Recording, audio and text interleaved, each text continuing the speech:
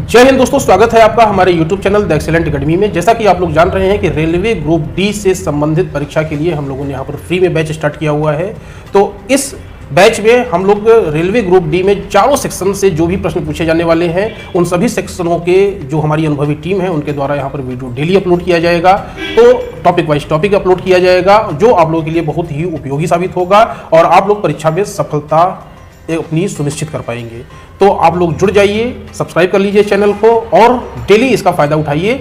देखिए, आप लोग को ध्यान देना है, ये रिकॉर्डेड वीडियो होगा। तो ऐसा नहीं है कि रिकॉर्डेड वीडियो है तो आप आज वाला वीडियो कल देखिए और कल वाला वीडियो परसों देखिए, ऐसा नहीं करना है। आप लोगों को डेली वीडियो देखना है, क्योंकि हम लोग यहाँ पर सारे सेक्शंस के वीडियो लगातार डालते जाएंगे और अगर वीडियो वो छूट जाएगा तो कल वाला फिर हो जाएगा, परसों वाला फिर हो जाएगा, तो वहाँ पर आप लोगों को ये समस्या हो जाएगी। तो आप लोग डे बाई डे एकदम देखते चलिए, क्योंकि जब कुछ वीडियोस हम लोग यहाँ पर डाल देंगे तो तुरंत प्रैक्टिस कराना भी शुरू करेंगे और प्रैक्टिस लाइव होगा तो उसमें भी जुड़ करके आप उसका फायदा ले पाएंगे। तो वीडियोस को आप लोग देखते चलिए, नोट्स बनाते चलिए और हमारे साथ साथ चलिए, जैसे कि आप लोग सफलता को हासिल कर सके। हम लोगों की जो अनुभवी टीम है वो पूरा का पूरा प्रीवियस ईयर पेपर को और कैसे प्रश्न आ रहे हैं, रेलवे का क्या पैटर्न होता है, इस पर हम लोग एक पूरा शोध करके उसके बाद ही यहाँ पर वीडियोस को डालेंगे, जो आप लोगों के लिए अति उपयोगी होगा। शॉर्ट टर्म कोर्स होगा और आप लोगों को बहुत ही सुविधाजनक आप लोगों के हिसाब से उसको बनाया गया है। तो आप लोगों को बस जुड़ जाना है और जैसे जैसे हम लोग तैयारी कराते हैं उस हिसाब से आप लोगों को करना है। बिल्कुल मुफ्त बैच है, ज़्यादा से ज़्यादा लोगों को जोड़ने के लिए इसको शेयर भी करिए, जैसे कि बच्चे इसका लाभ ले सके। ठीक है, तो यहाँ पर जैसा कि आप लोग जान रहे हैं कि मैं शुभम त्रिपाठी आप लोगों को मैथ्स पढ़ाऊंगा। तो यहाँ पर हम लोग सबसे पहले मैथ्स में कौन कौन से टॉपिक आने हैं, उन टॉपिकों में से कौन से प्रश्न महत्वपूर्ण हैं, कितने नंबर के आएंगे, तो उन पे पहले चर्चा कर लेते हैं, पूरे सिलेबस को जान लेते हैं, फिर उसके बाद धीरे धीरे हम लोग टॉपिक्स पे आते हैं। तो सबसे पहले हम लोग यहाँ पर पूरे इंट्रोडक्शन को, पूरे मैथमेटिक्स को जान लेते हैं। 25 नंबर का ये मैथमेटिक्स आप लोगों की परीक्षा में आने वाला है और किन किन टॉपिक से प्रश्न बनेंगे ये हम लोग थोड़ा सा समझते हैं। ठीक है,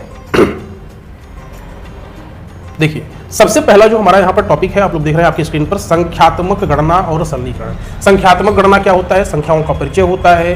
तो सबसे पहले नंबर्स को जानना, नंबर से रिलेटेड जो भी क्वेश्चंस होते हैं उनको जानना और उनको करना ये होगा। उसके बाद उन नंबर्स के माध्यम से सरलीकरण, सरलीकरण मतलब जोड़, घटाना, गुणा, भाग, भिन्न, इन सब सारी चीज़ों को यहाँ पर देखना और उससे संबंधित प्रश्नों को करना। तो सबसे पहले यहाँ पर देखा जाए तो जो क्वेश्चंस रहेंगे, ठीक है, संख्याएं, तो संख्याएं में आपका क्या हो जाएगा? संख्याओं में अगर देखा जाए तो आपका सबसे पहले आपका अंक होगा। ठीक है, अंक के बाद अगर देखा जाए तो आपका प्राकृतिक संख्या होगा। ठीक है, प्राकृतिक संख्या होगा, पूर्ण संख्या होगा। ठीक है, देखिए यहाँ पर पूर्णांक भी लिखा हुआ है, तो पूर्णांक का मतलब ये तीनों चीजें इसमें सम्मिलित होती हैं, तो ये पूर्णांक हो जाएगा। फिर उसके बाद भिन्न आएगा, जिसको फ्रैक्शन कहते हैं, दशमलव वाले प्रश्न किए जाएंगे। तो इस प्रकार से संख्याओं का परिचय समाप्त होगा। फिर उसके बाद एलसीएम, एचसीएफ, ठीक है, संख्याओं का ही एलसीएम और एचसीएफ होता है। इससे भी बहुत ही महत्वपूर्ण प्रश्न पूछे जाते हैं, पूरा का पूरा टॉपिक है। ठीक है, एलसीएम और एचसीएफ का। फिर उसके बाद संख्याओं का जोड़, घटाव, गुणा, भाग, ये सरलीकरण का टॉपिक है अगर देखा जाए तो। बॉड मास नियम कहते हैं। ठीक है, बॉड मतलब bracket of division, multiplication, addition और सब्सट्रैक्शन, कब जोड़ना है, कब घटाना है, गुणा करना है, भाग करना है, उसके नियम क्या है, ये बॉड मास नियम कहलाता है। ठीक है, सरलीकरण का ये सबसे शुरुआती और बेसिक टॉपिक होता है। ठीक है, ये सब के सब बेसिक ही है। उसके बाद वर्गमूल और घनमूल, ठीक है, स्क्वायर रूट और क्यूब रूट, ये सारी चीजें आपके इस टॉपिक से, संख्यात्मक गणना और सरलीकरण, इससे आपके आने हैं। ठीक है, चलिए अब देखिए, उसके बाद थोड़ा सा व्यवहारिक गणित में आ जाते हैं हम लोग। व्यवहारिक गणित में देखें तो यहाँ पर प्रतिशत और अनुपात, प्रतिशत और अनुपात से संबंधित प्रश्न पूछे जाएंगे। प्रतिशत में क्या है? प्रतिशत का उपयोग। ठीक है, परसेंटेज निकालेंगे, परसेंटेज को कैसे निकाला जाता है, परसेंटेज का उपयोग क्या क्या है, ये पूरा का पूरा टॉपिक होगा। कई टॉपिक्स में कई केसेस इसमें हम लोग देखेंगे और कई टाइप्स देखेंगे इसमें प्रश्नों में। फिर अनुपात निकालना और समानुपात निकालना। ठीक है, फिर इसी में संबंधित भागीदारी वाले प्रश्न होते हैं। ठीक है, भागीदारी को हम लोग साझेदारी के नाम से भी जानते हैं। किस नाम से जानते हैं? साझेदारी के भी नाम से जानते हैं। ठीक है, इंग्लिश में इसको पार्टनरशिप कहा जाता है। क्या कहा जाता है? पार्टनरशिप। ठीक है, तो ये साझेदारी वाले प्रश्न भी इसी से संबंधित प्रश्न पूछे जाते हैं। थोड़ा सा और आगे आके समझते हैं। उसके बाद जो हमारा टॉपिक मिलता है वो औसत और ब्याज से संबंधित प्रश्न मिलता है। तो औसत की गणना करना, संख्याओं का औसत निकालना, मौसम का औसत निकालना, बल्लेबाजी से संबंधित प्रश्न होना, कई प्रकार के प्रश्न इसमें जो है पूछे जाते हैं। पूरा का पूरा टॉपिक है औसत का। ठीक है, तो औसत को हम लोग पढ़ेंगे। उसके बाद साधारण ब्याज, जिसको सिंपल इंटरेस्ट कहते हैं, एसआई, और चक्रवृद्धि ब्याज को सीआई कहते हैं। ये भी यहाँ से भी प्रश्न आप लोगों के बन करके आएंगे, तो इसको भी हम लोग यहाँ पर पढ़ेंगे। फिर उसके बाद आगे चला जाए तो अब जो टॉपिक आएगा वो लाभ और हानि के प्रश्न यहाँ पे पूछे जाएंगे और समय और कार्य के प्रश्न पूछे जाएंगे। लाभ और हानि में क्या क्या पूछा जाता है, लागत मूल्य जिसको कॉस्ट प्राइस कहते हैं, कितने में चीज़ों को खरीदा गया, क्रय मूल्य। फिर उसके बाद होता है विक्रय मूल्य, सेलिंग प्राइस, कितने में वस्तु को बेचा गया उसको विक्रय मूल्य कहा जाता है, सेलिंग प्राइस। ठीक है, छूट दी गई, डिस्काउंट के बारे में पूछता है, लाभ कितना हुआ, कितना हानि हुआ, इनका प्रतिशत क्या होगा, लाभ और हानि का, ये सारी चीज़ें लाभ और हानि से पूछी जाती हैं। समय और कार्य में देखा जाए तो कार्य दक्षता मतलब कैपेसिटी उसकी क्या होती है, कितना समय लगा। ठीक है, ये सारी चीज़ें कार्य और समय से संबंधित प्रश्न पूछे जाते हैं जो कि बहुत ही महत्वपूर्ण है। ठीक है, उसके बाद अगर देखा जाए ये सारे टॉपिक्स जो है मैथमेटिक्स में है जो 25 नंबर के आप लोगों से पूछे जाने हैं। चाल, समय और दूरी का टॉपिक पूछा जाएगा। एक फॉर्मूला सिर्फ और सिर्फ देख लिया जाए, ये चाल बराबर दूरी बटा समय, तो चाल बराबर दूरी बटा समय ये फॉर्मूला ही अपने आप में पूरा का पूरा एक टॉपिक है, एक पूरा का पूरा चैप्टर है। तो यहाँ से प्रश्न पूछे जाते हैं आपके। उसके बाद अगर देखा जाए, चूंकि ये साधारण प्रश्न होते हैं, कौन से प्रश्न होते हैं, ये साधारण प्रश्न होते हैं। ठीक है, इसके बाद ट्रेन पर आधारित प्रश्न पूछे जाते हैं, ये भी चाल, समय, दूरी का ही टॉपिक है, लेकिन ये अलग इस वजह से हो जाता है क्योंकि ट्रेन जब कभी भी किसी दूरी को तय करती है तो वो अपनी लंबाई के बराबर दूरी को ही वो तय करती है। ठीक है, किसी पुल को पार करती है, किसी सुरंग को पार करती है, तो अपनी लंबाई प्लस उसकी लंबाई को पार करती है। इस वजह से ये टॉपिक थोड़ा सा अलग हो जाता है, तो इसके बाद हम इसको पढ़ेंगे।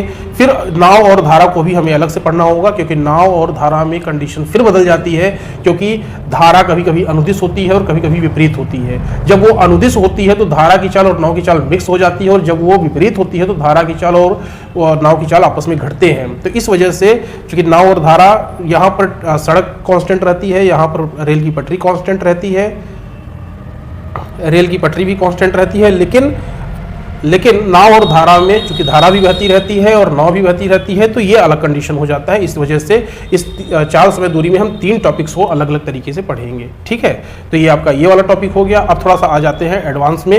एडवांस में अगर देखा जाए तो ज्यामिति और त्रिकोणमिति पूछा जाएगा। ज्यामिति मतलब ज्योमेट्री कहा जाता है, इसको क्या कहा जाता है, ज्योमेट्री कहा जाता है, और त्रिकोणमिति को ट्रिग्नोमेट्री कहा जाता है। अब ज्यामिति में क्या क्या होता है, त्रिभुज के बारे में हम लोग पढ़ेंगे, चतुर्भुज के बारे में पढ़ेंगे, सर्कल के बारे में पढ़ेंगे, वृत्त के बारे में, कोणों की गणना करना हम लोग जानेंगे। और अगर त्रिकोणमिति में देखा जाए तो त्रिकोणमिति अनुपात क्लास 10th में आप लोगों को याद होगा, हम लोगों ने टी रेशियो जो पढ़ा था, ट्रिग्नोमेट्रिक रेशियो, उसकी चीज़ों को यहाँ पर हम लोग एक बार पुनः पढ़ने वाले हैं। ठीक है, फिर उसके बाद आ जाए तो बीजगणित और सांख्यिकी। ठीक है, अलजेब्रा और स्टैटिस्टिक्स में क्या पढ़ेंगे, तो बीजगणित और सांख्यिकी में सबसे पहले तो हम लोग समीकरण को हल करना सीखेंगे। ठीक है, क्लास 9th में ही पढ़ते आ रहे थे। इसके बाद अगर सांख्यिकी की बात किया जाए तो माध्य, माध्यिका और बहुलक, माध्य, माध्यिका और बहुलक जिसको मीन, मीडियन, मोड कहा जाता है, ये रेलवे का बहुत ही पसंदीदा टॉपिक हो, चाहे वो ग्रुप डी हो, चाहे लोको पायलट हो, चाहे वो टीटीसी का एग्जाम हो, कोई भी एग्जाम हो, रेलवे इसको बहुत प्रमुखता से पूछता है और एक आध प्रश्न तो यहाँ से आते ही आते हैं। तो ये बहुत इंपॉर्टेंट टॉपिक हो जाता है। और बाद में DI डाटा विश्लेषण से भी प्रश्न यहाँ पर पूछे जाते हैं। तो आपका ये टॉपिक बीजगणित और सांख्यिकी से हो गया। तो देखा जाए तो यही पूरा मैथ्स का सिलेबस है, इसी से संबंधित आपके 25 प्रश्न पूछे जाएंगे। तो अगर बहुत सिंपल है, बहुत साधारण है, और इसी वजह से स्कोरिंग भी बहुत ज़्यादा होता है इसका। तो अगर आप इन सभी टॉपिक से संबंधित प्रश्नों को अगर पढ़ लें तो आप लोगों की परीक्षा निकालना बहुत आसान हो जाता है। तो हम लोग इस पर जो है पूरी अपना शोध के साथ आप लोगों के सामने क्लास को रखेंगे। आप लोगों को कुछ नहीं करना है, सिर्फ हमारे साथ डेली जुड़ना है और हमारी क्लास को देखना है। फिर उसके बाद हमारे साथ लाइव सेशन को प्रैक्टिस करना है।